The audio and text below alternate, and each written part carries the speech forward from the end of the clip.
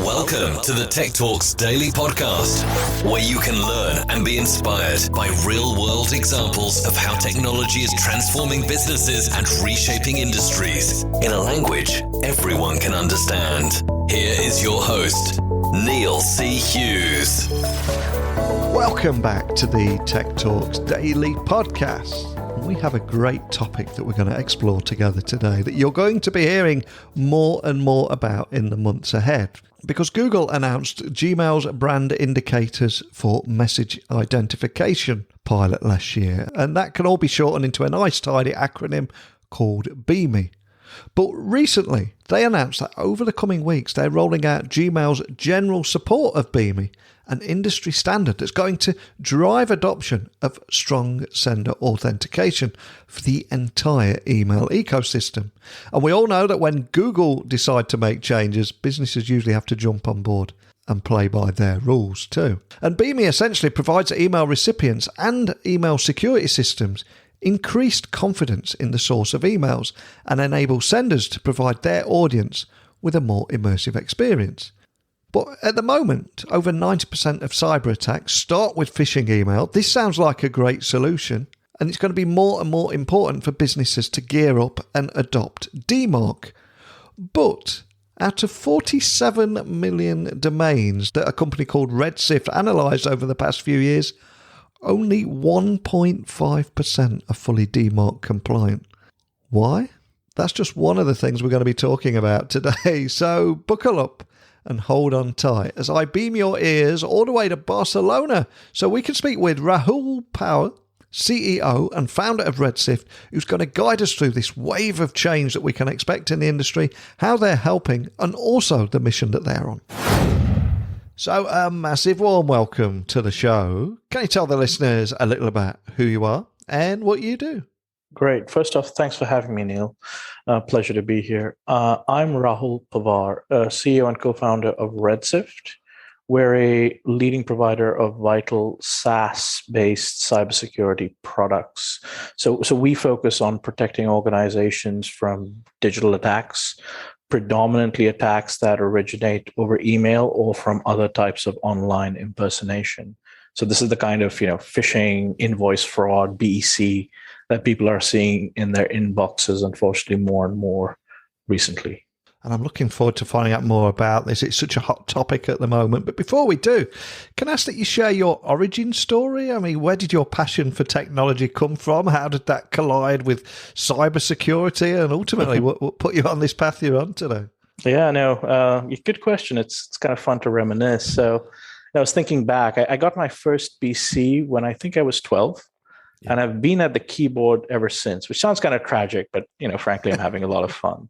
So I think like most kids, playing games was my gateway, though back then they came on like 5.25-inch floppy disks, if anyone remembers that, not instantly online via Steam today, like my son gets them. So back then I got quite interested in how those games were made and programming in general. And once I started to get into that, I was really hooked. I mean, over time, what I found quite interesting, and this maybe sounds a little bit philosophical, but I think it's really powerful, is that, there's an acute ability through the power of software to amplify your impact. You can write some code and people who don't know anything about you can get utility or joy or whatever from this work virtually instantly in today's connected world. And that's really powerful. So, professionally, I first worked at a small music startup at the time called Shazam. So this is back in 2001. Wow. And that blew up. And I think millions of people know what that is today, which is gratifying.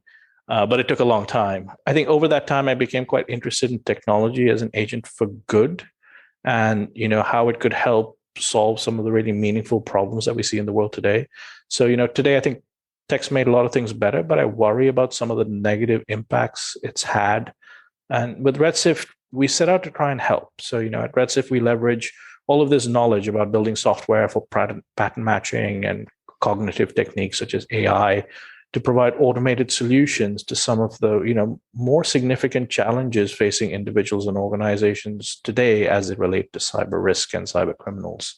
So, we think that through the vehicle of Redshift, it's an exciting place to be, because there's an opportunity to use what we know about building consumer grade software and building dare I say delightful experiences that hide really powerful capabilities, and use that as a force to try and make our online world a little bit safer than it is today.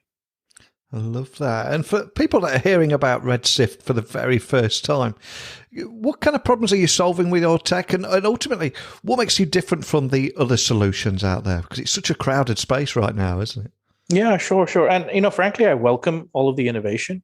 Yeah. Because, it's one of the great things about this, free market innovation model is that we can all try and help find the best solution or set of solutions to the problem. And hopefully in that process, we make a lot of progress as an industry.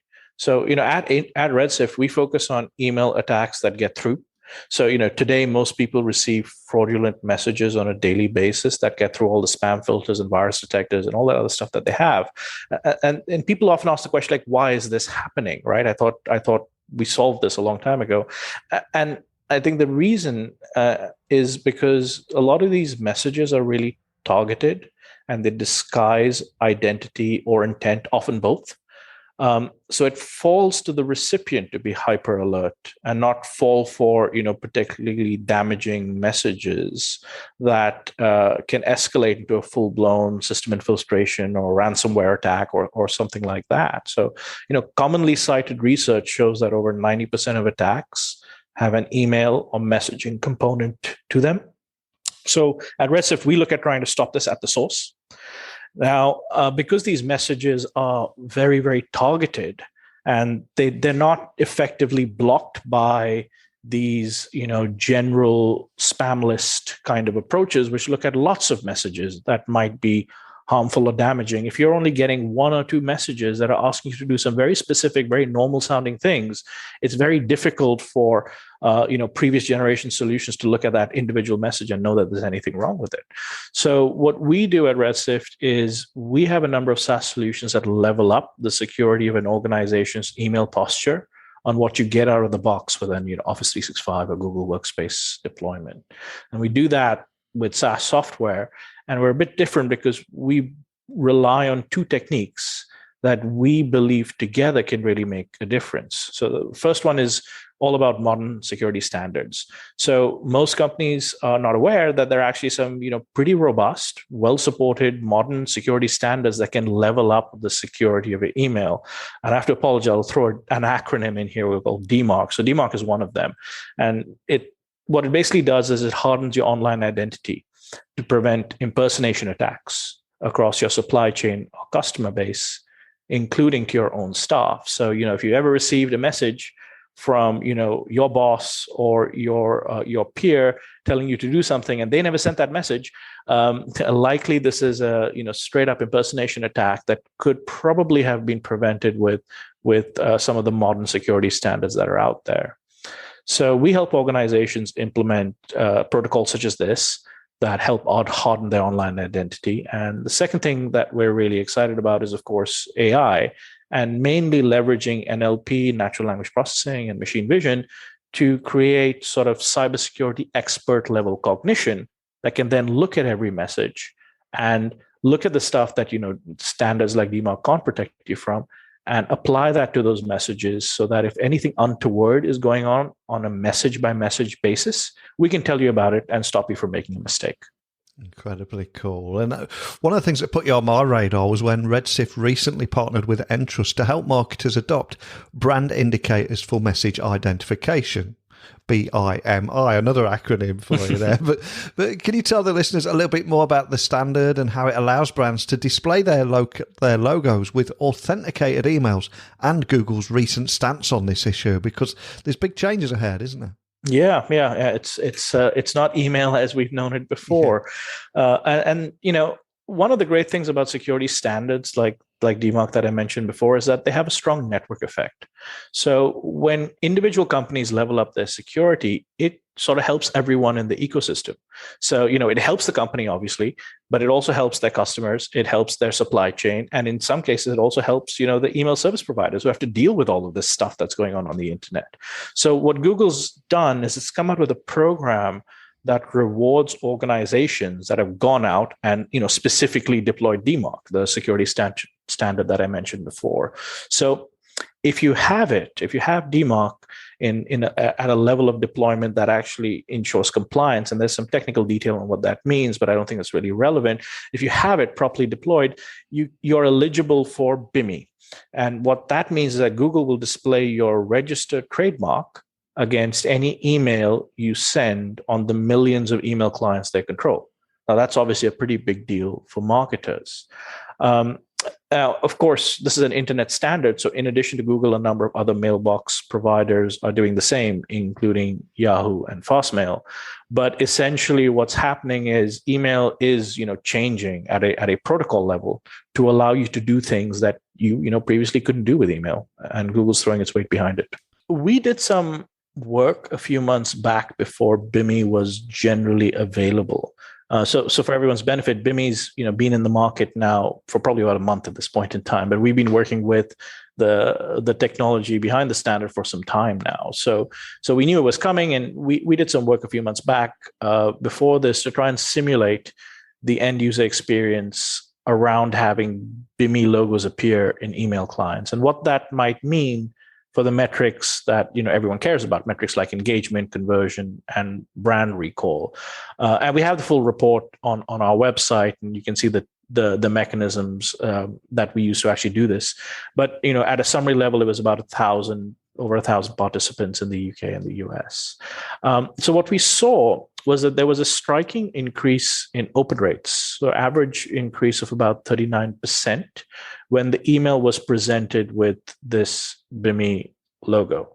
Now, later in the survey, we also educated the respondents about what Bimi was and how it worked, and that led natively to an understanding that emails with trademark logos that they recognize are more likely to be from a trusted sender. And we saw this in the raw data, and that was an actual increase in things like purchasing intent around those emails when presented as a Bimi logo. So, this is a limited sample size, so it's very hard to draw like a very broad conclusion. But our general feeling or understanding of this is that once people understand that there's this layered set of standards that are out there, that are validated, that are technically controlled, that are well designed, well implemented, they understand that this email is actually more legitimate, or likely more legitimate than a email that they might get from randomcompany.com. So I think this is an interesting data point because it points to a world where Bimi could actually have quite a significant impact on the actual security of email, but also the perceived security of email. And did anything surprise you in the survey? I mean, you're right in the heart of this, but did anything come out there that made you stand up and take notice? Yeah, actually, initially I was actually quite surprised by how clear the results were. Yeah. I'm quite used to dealing with data, as you can imagine, and it's quite noisy, and you have to make some effort to see the patterns. But in this instance, it was actually very clear. I was also quite surprised by how much attention a made-up brand could get with some creative logo design. So if you look at the full report, you'd see one of the control tests that we did is we actually made up a pizza brand and placed it next to other well-known pizza brands. And we simulated a logo for that pizza brand to see what the effect of this brand might be in people's propensity to open that email. So without a simulated logo, it's what we expected, right? Not many people bothered to click on it because no one knows this brand exists or what it is, and they naturally gravitated to the more to the real brands, as it were. But when we simulated a Bimi logo next to it and didn't present one for the real brands, a surprising number of people across every demographic started clicking into that email at the cost of the other options on the list. So that was a little bit surprising for me because, I think as Bimi rolls out, Bimi and Dmarc are likely to become table stakes for businesses, doing work on the internet. That result kind of points to the fact you don't want to be the last one in your industry getting on board.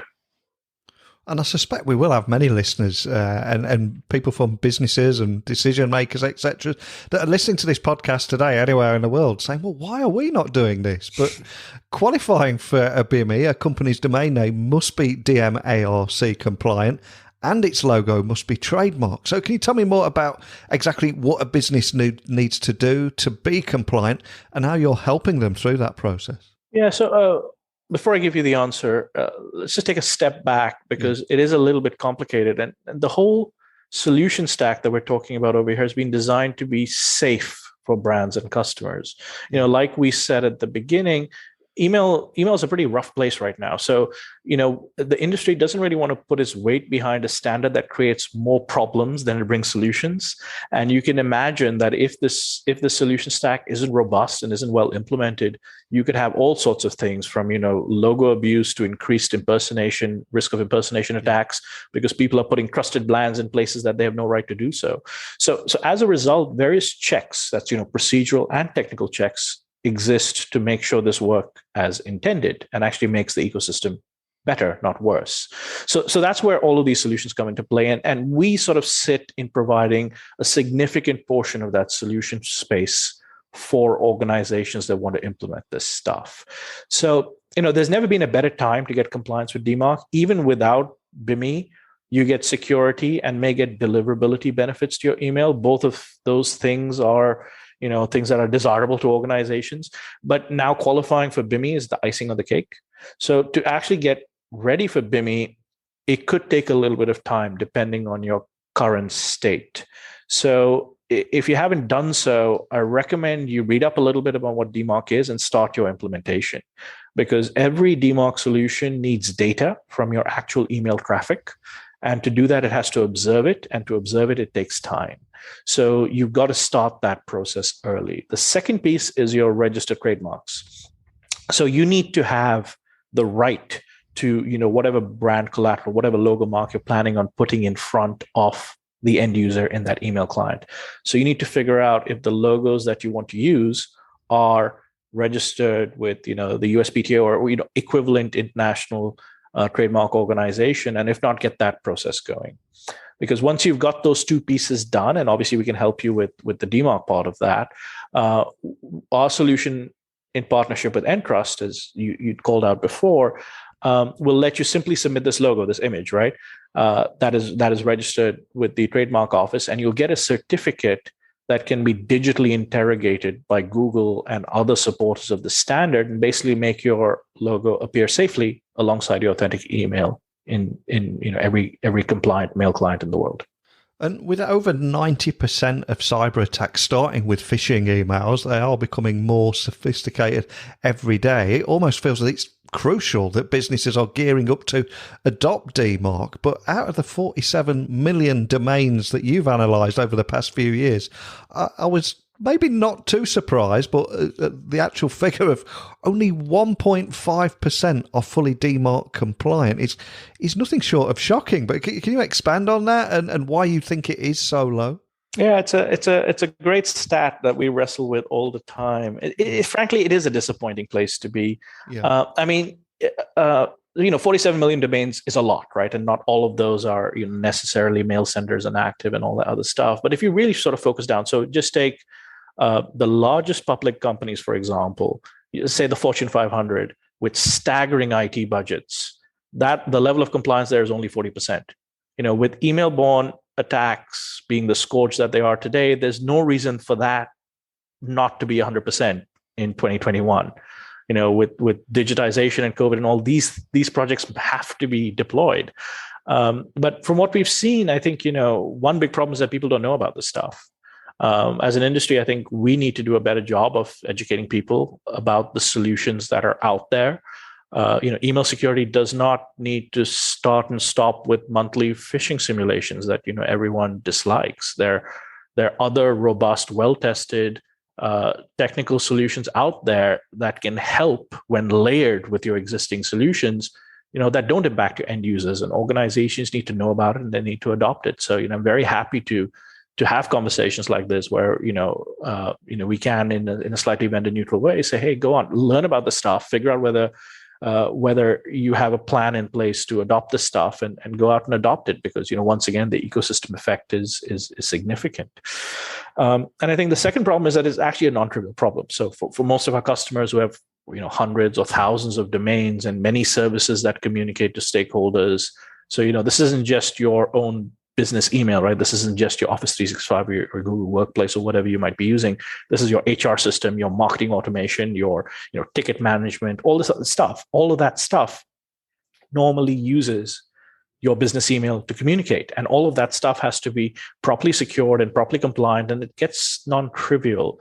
So, we know companies that have struggled when they tried to do this without purpose-built software to help them make sense of it all. So even first-generation SaaS solutions that were helping organizations kind of do Dmarc were very manual and required quite a lot of specialist expertise to deploy. So I think for the most part, Dmarc fell into that it's too hard kind of camp. So our solutions are next generation, and we focus very much on trying to automate a lot of this heavy lifting, from discovering and cataloging to authorizing services, usually with the click of a button. So we've seen now that services like ours are helping move the industry forward. So we're seeing levels of adoption actually rise quite significantly over just the last 12 months. So things are moving, but there's still a very long way to go. And where do you go from here, and how are you going to continue helping businesses overcome some of the challenges that we've talked about today? And also, what's next on the horizon for Redshift? Is there anything you can share there? Well, yeah, we're very product focused. So, we're out there building next, basically. We have some very unique capability in advanced AI, and we're ready to operate that on internet scale, so we can protect brands from impersonations and deceptions even before those phishing campaigns have launched. And we're really excited about that. So we've got some new products coming out in that space. Commercially, we're not in a position yet, but we're going to be announcing a bunch of new partnerships, in addition to Entrust, who've been really key to us, helping us get our customers out with Bimi at launch. We're also announcing a bunch of new partnerships with other key industry partners that will help us expand our capability and the ways customers can discover and sample our solutions. We also, recently opened an Australian office, and, we're excited to introduce a new market to our platform and solutions. Excellent. Well, I'm looking forward to following this subject and your work here very, very closely. But we did start today's conversation talking about your origin story, and now we're going to have a little bit of fun before I let you go and ask you, was there a particular song or a soundtrack to your career in tech, or something that just helps you get your head in the zone, or helps you before you go on stage, or something like that? Is there a song and story that you can share that we can add to our Spotify playlist? Yeah, great question. As you can imagine, the Shazam connection is relevant, and music has been a significant part of my life, personally and professionally. So I would have to pick quite a strange one, something I'm sure none of your guests, past or present or future, will pick. It would have to be Men at Work Down Under. Now, yes, in part because I grew up in the 80s, so that's something I recognize, but it actually has to do with the time when I was working on our first iPhone app. That was an overnight success that took many years to make. So my test track was this song. I just had it at hand, and I wanted to use the same song to test that it was working. And so I would play it. But it took many, many weeks to get what was then a very early version of the Apple iPhone software development kit to do all the complex stuff required to make music recognition work. So I ended up listening to this song a lot, not because I wanted to, but because it was there. But now looking back on it, it kind of sticks in my mind as an important time where through a bunch of resilience and hard work, we launched with the launch of the Apple App Store, and it made a big impact on the company and the millions of users who discovered our service. So, it's only in one of my Spotify playlists, but it's there. And every time it comes up, it takes me back, 10, 15 years, and I smile. So it's not a song I love, but it's a song that sticks with me. What a great story! Did you develop an insatiable love of Vegemite sandwiches? I was actually born in Bombay, so it was quite funny when they go through that whole sequence. It's just such a weird song. I have to love it. And for anyone listening that would like to find out more information about anything we've talked about today, or contact your team at Redshift, what's the best way of doing that? Of course, they can connect with us or try our products on our website, redshift.com. That is REDSIFT.com. Or contact the team directly via contact@redshift.com or myself at Rahul, RAHUL, at redshift.com. Well, there's so much to think about after our conversation today. The fact that 47 million domains that you've analysed over the past few years, only 1.5% of those are fully Dmarc compliant. I do wonder how many people are going to be going back into the office tomorrow morning and asking a few probing questions there. So I do urge them to check you out. But more than anything, just thank you for taking the time to come on here, sharing your story and the great work you're doing. Thank you. Oh, thank you for having me. It's been a pleasure. So Redshift's mission is to democratise the technology essential for cybersecurity. And what that means is making products which are user-centric and address real threat vectors within the cyber and email security space. So I wish them well on that mission. And more than anything, just a huge thank you to Rahul there for coming on and explaining what Bimi is, what adopting Dmarc means, and why businesses should start exploring how they can become Dmarc compliant and the impacts that could have in the future. So many big talking points, as always. So please, any questions, insights, pitches to come on the show, whatever it is, techblogwriter@outlook.com, LinkedIn, Twitter, Instagram at Neil C. Hughes, and my website is techblogwriter.co.uk. And on that note, I'm going to listen to Men at Work and make myself a Vegemite sandwich. So a big thank you for listening, and until next time, don't be a stranger. Thank you for listening to the Tech Talks Daily Podcast with Neil C. Hughes. Remember, technology works best when it brings people together.